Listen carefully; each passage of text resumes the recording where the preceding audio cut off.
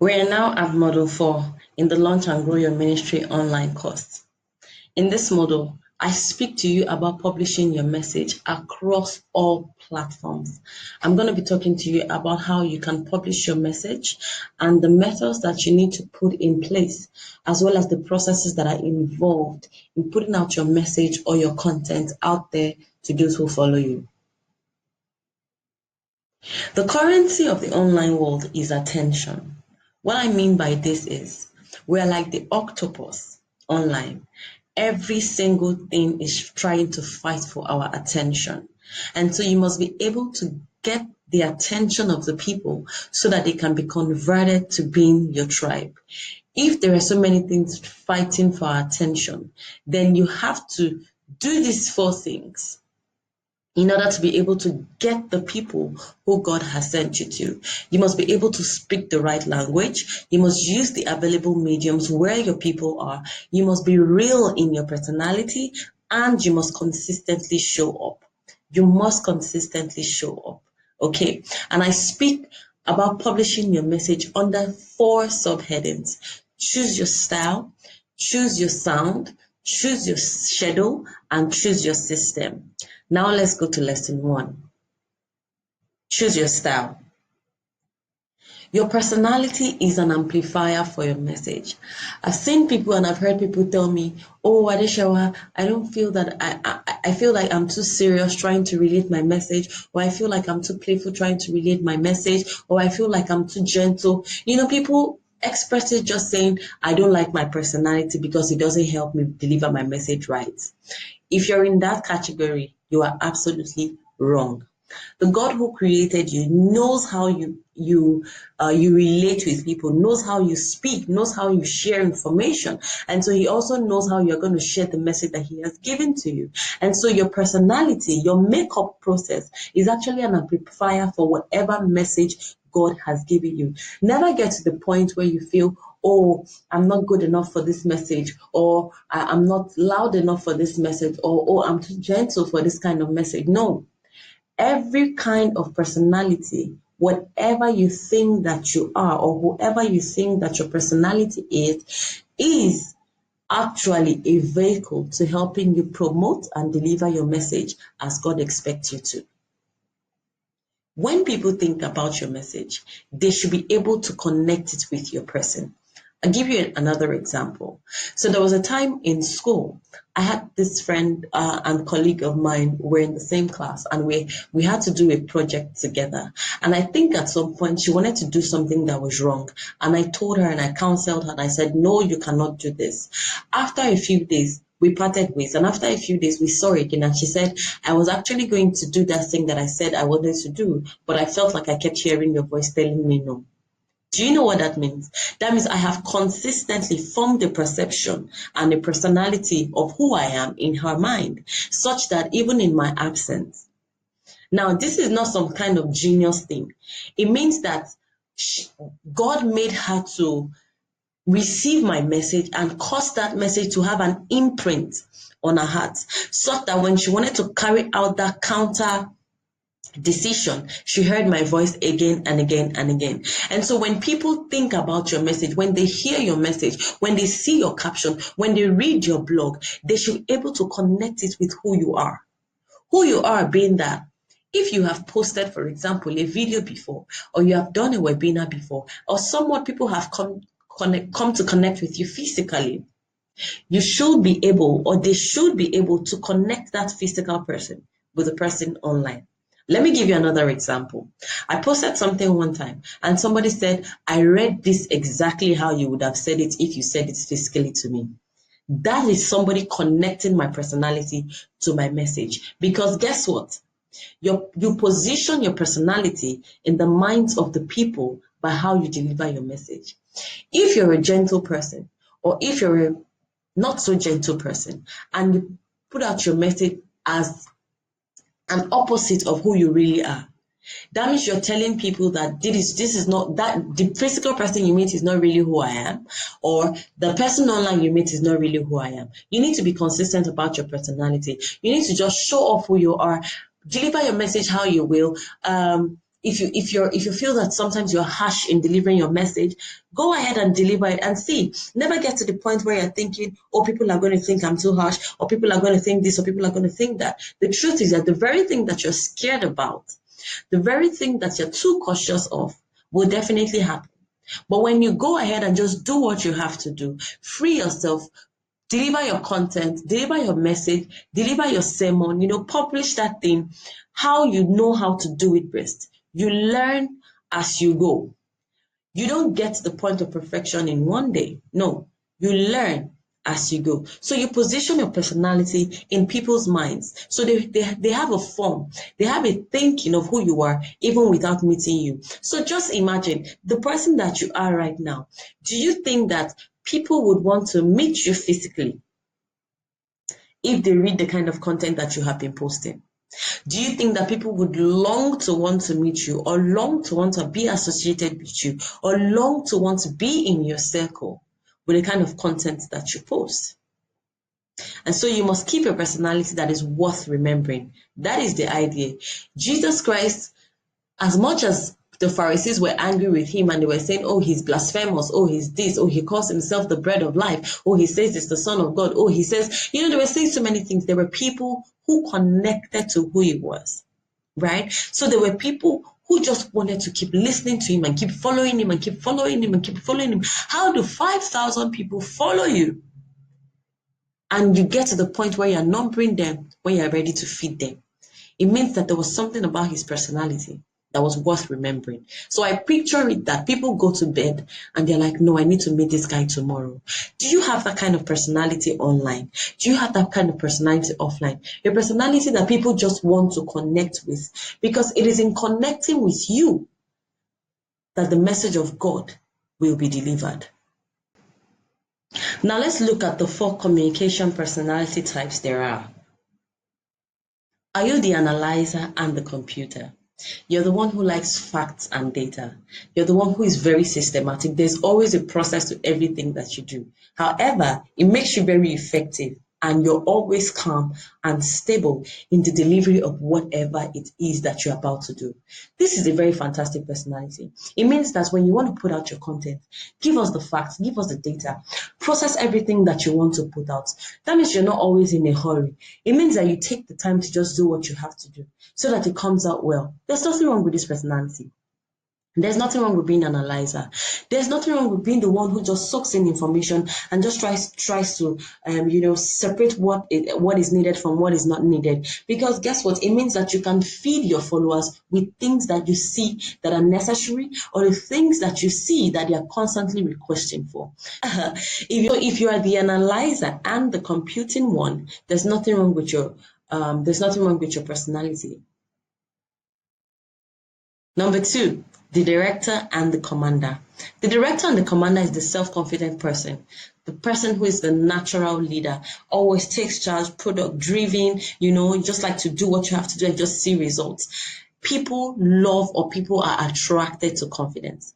People are attracted to confidence. People are attracted to charismatic people. People are attracted to people who take charge. The only thing about this kind of personality that you might need to work on is that you don't just drag the people along, but you carry them along in the processes and the things that you do. So there's nothing wrong with being the director. There's nothing wrong with being the person who is the natural leader.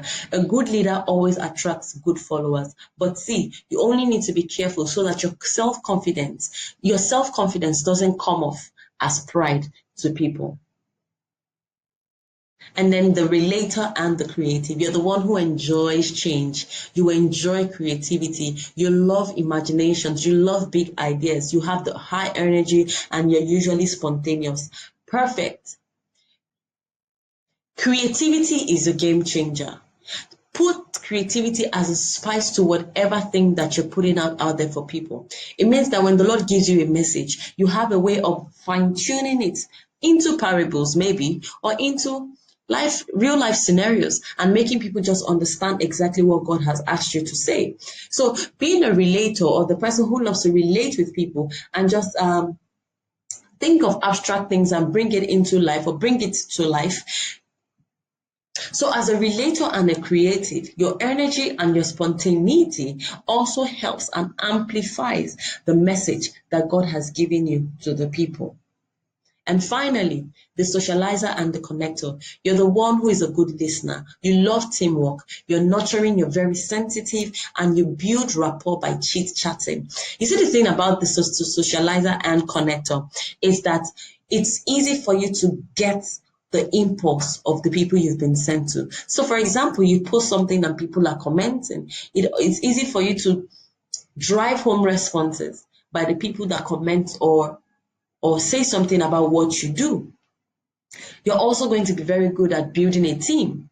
You're also going to be very good at just getting into the minds of people and just helping them to and seeing them through whatever thing that they're going through, and just ministering the person of Jesus to. These are the 4 communication personality types, and there's absolutely nothing wrong with them. In fact, you can borrow from one kind of personality into your own kind of personality just to create some kind of balance, But the basic thing is that your personality always amplifies the message that God has given you. And people are definitely always attracted to your personality. It's in them being attracted to your personality that they get to relate with your message. You attract your kind when you effectively communicate your true personality. Don't try to be like somebody else. Don't try to be like the person that you admire. Be the one God has called you to be. Use your voice how He has called you to use your voice. There is nothing wrong with you. There is nothing too extreme about you. Ministry is most effective when you clearly communicate your message using the gifts of your unique personality. When people can relate to your message, they will find your personality attractive, and vice versa. When people find your personality attractive, they will relate to your message properly. Your real personality, combined with the true message that God has given you, will keep people connected to God.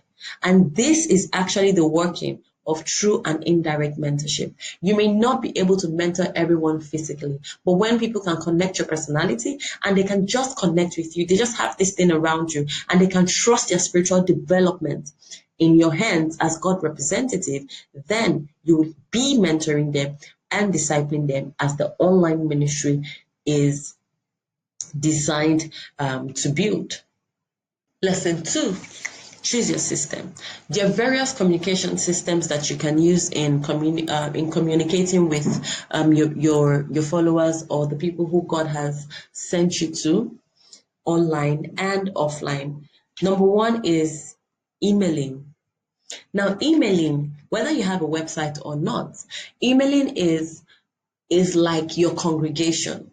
Emailing is like your emailing list is like your congregation. They get to hear from you maybe weekly, daily, depending on the amount of time you want to be consistent with what you do. They get to hear from you more closely, more intimately than the people who follow you on Instagram, Facebook, Twitter, or whatever social media you're using. Your emails will be like your weekly sermons, and it keeps you connected to those who follow your social media posts. So for example, we have social media platforms and we also have email. We also have an emailing list.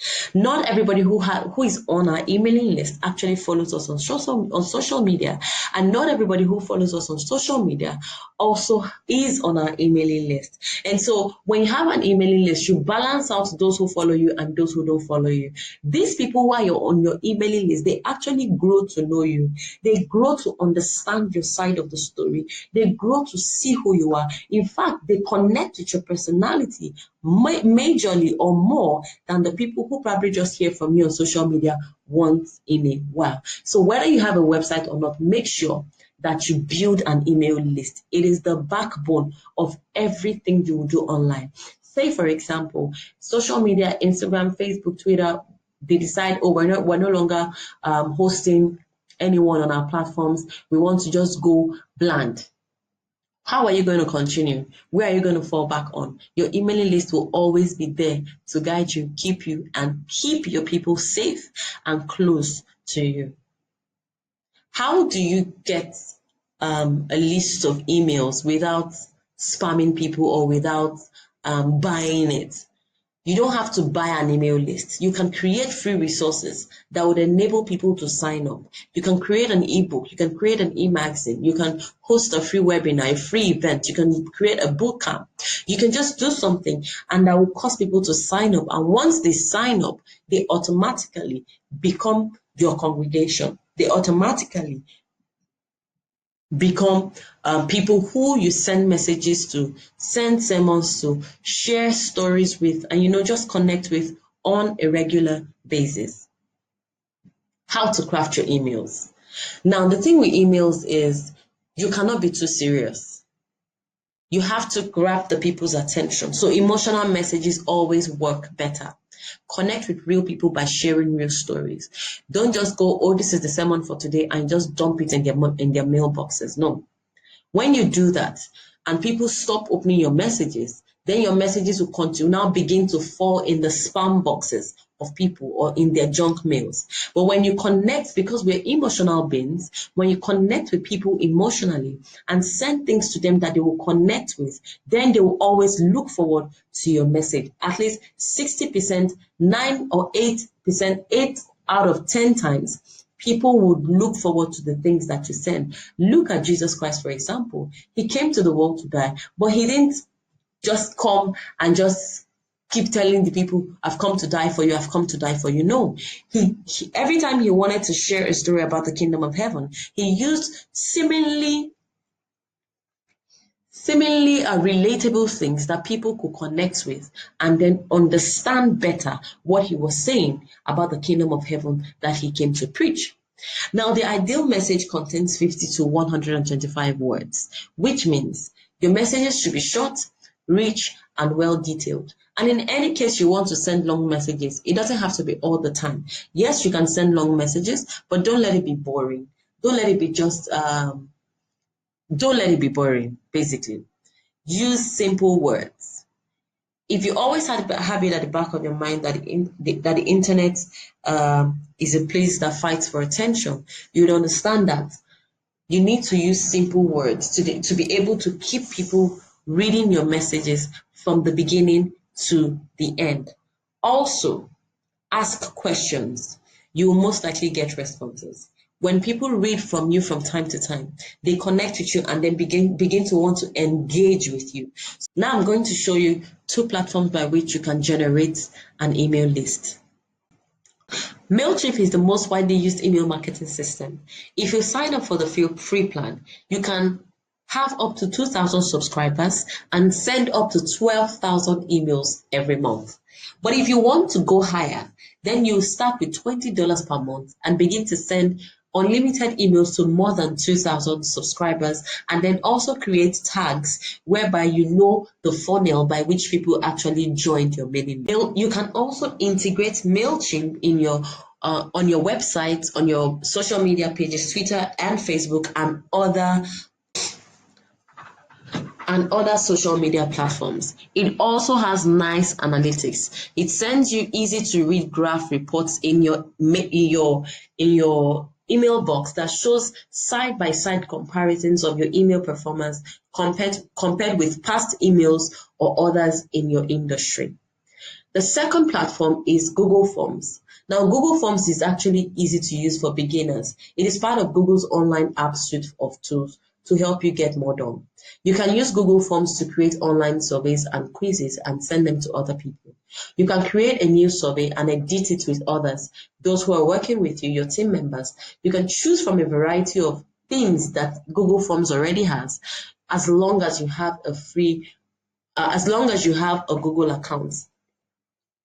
The simplest way to start building a form is right from the Google Forms app. So you go to docs.google.com/forms, then either choose a template or start a blank form. It helps you collect and organize information, whether big or small. The only thing about Google Forms is when you collect the emails, when people sign up, you may need to manually extract those emails, unlike MailChimp.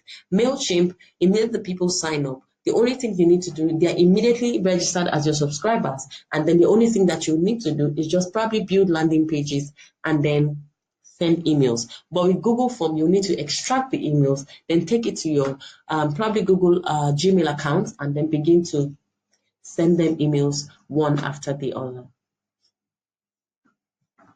Another system by which you can connect with people online is the chit chat system.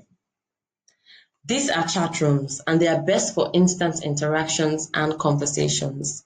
Unlike emails, you send an email like a message, just like a Sunday sermon, and may not necessarily get people to respond immediately or in a chat form. It could be hosted as text, audio, or video chats. It allows for personal engagement with followers and best for you if you want to monitor direct effect on your members. It is also easy to feel the pulse of members using chat rooms.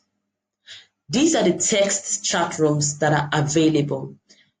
Facebook allows for both text, video, and audio and can allow up to 5,000 members. WhatsApp, just 256 members.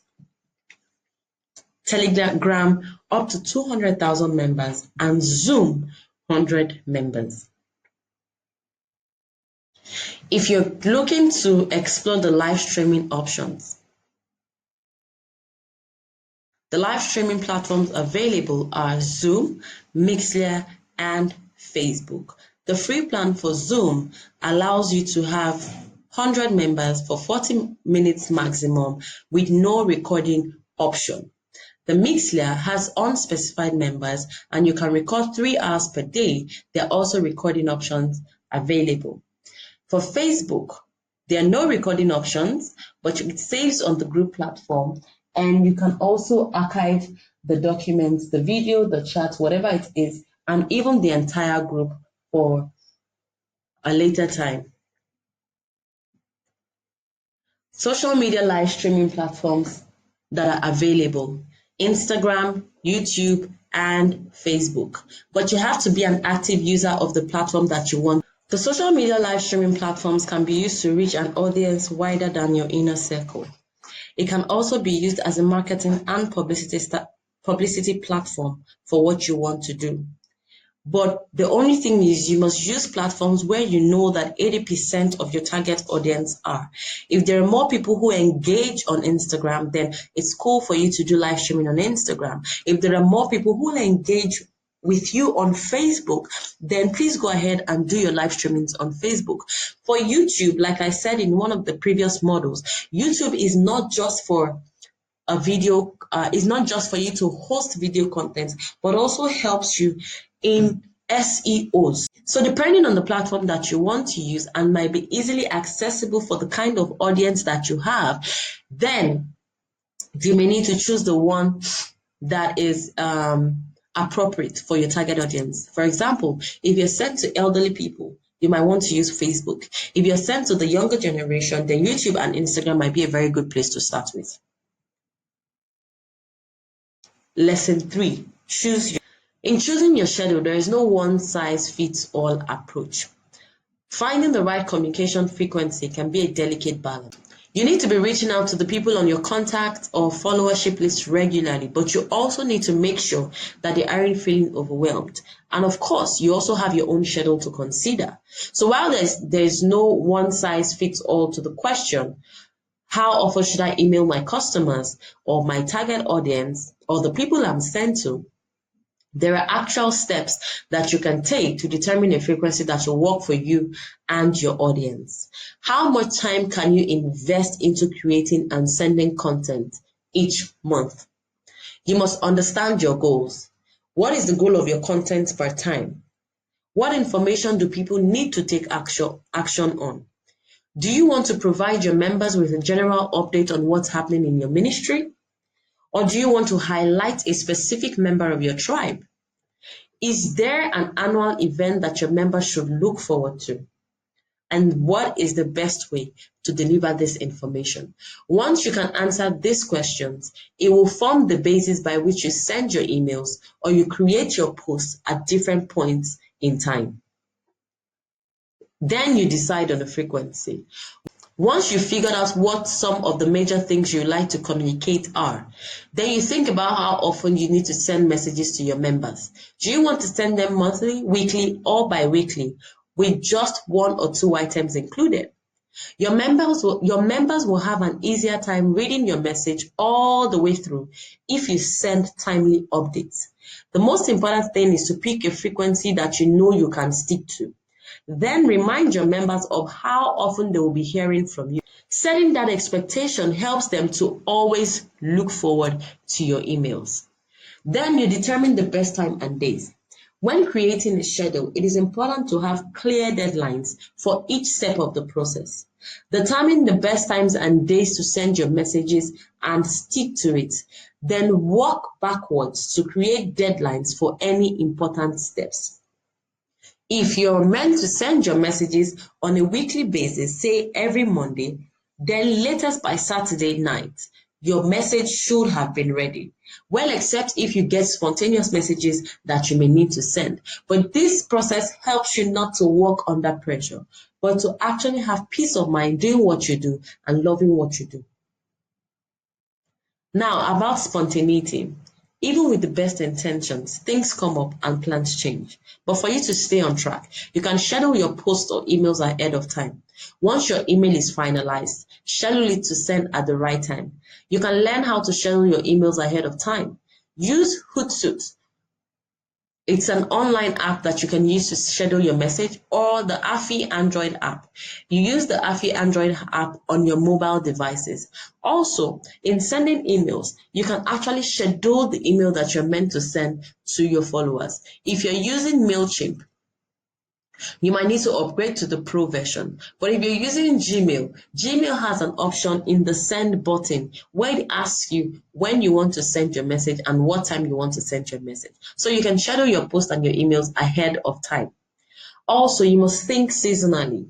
When you're planning ahead of time, make sure that your posts or your emails are timely, meaning that if there are any holidays or events that will require special messages, then try to add this to your plan right from the start, which means you clearly need to make use of a calendar in the process of scheduling your content. Also, start small. There's no need to put too much pressure on yourself and say, oh, I want to plan for a whole year. Start with 3 months, start with 1 week, start with 3 days. And the process gets easier each time as you anticipate key dates and see what is working well. There are 3 commandments for posting online, and I'm going to share them with you. Number 1, use clear and crisp images. I'm going to tell you a story about King Solomon and the Queen of Sheba. The Bible says that the Queen of Sheba had heard so much about Solomon's wisdom, and then she thought about going to visit him. When she got there, the Bible says that she saw the way the tables were set. She saw the way the servants were dressed. She saw the way the foods were arranged on the table. She saw the way the cups and the shallots were arranged on the table. And she knew that indeed Solomon was a wise man. This clearly shows that people can tell your level of wisdom in the clarity or in the way that you present yourself. So if you're going to use your picture, please make sure that they are clear. If you're going to do graphics design, please make sure that they are clean and they are crisp and they are clear. Number 2, engage the art of storytelling. Remember Jesus and parable stories? Yes. When you have messages or posts that you need to put out there, please engage the art of storytelling. Don't just dump your message on people. Storytelling is one of the ways that you can convert ordinary followers to loyal followers. Storytelling is an art. If you need to learn more about storytelling, then maybe you should read more about Jesus or just Google your way through it. It is basically the art of using stories, your everyday life, or the things that have happened in your life to deliver a message that God has given you. And number 3, if you're going to show your face online, then please do smile. Smile if you're going to show your face on any platform, and just basically be approachable in the way you present yourself. And finally, lesson 4, choose your sound. Jacob Nelson's seminal web usability study from 1997 showed that 79% of web users scan rather than read. Now, here's how most of us actually use the internet, and you can testify. When you're in search for information, you go on a page. If you don't find what you're looking for on that page, you click away and then you look elsewhere. Now, the internet space is a lean forward and participate medium, unlike the television, which is a lean back and let it wash over me medium. So what do you do to engage your readers so that they can lean into your content, stay on your pages, and interact with your information, or basically what I call engagement? You have to forget some of what you learned in English composition class. If you want to cover a complex topic or sermon, you have to consider breaking it into a series of posts, because the essence of posting stuff and sending emails is actually to be understood. And so if you shove too much content down the throat of your followers, you might lose the essence of the message you're trying to put across. And so for you to get people to basically understand what you're saying, where you're going, and what you need them to do, if you have a long content, please do break it into a series of emails or a series of posts, basically a series of content.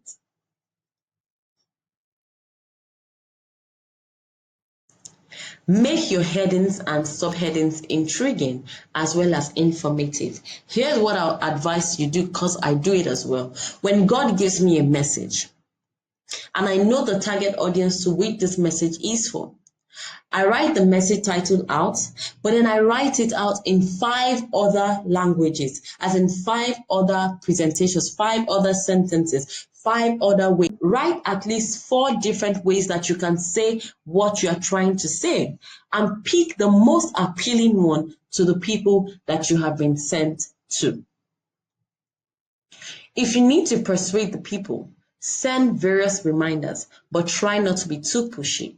People can get discouraged when you keep shoving the same information down their throat, using the same language, and just basically trying to force them to do what they have not even seen reason to do. So what you need to do is send your information in various forms, in various headings, on various days and at various times.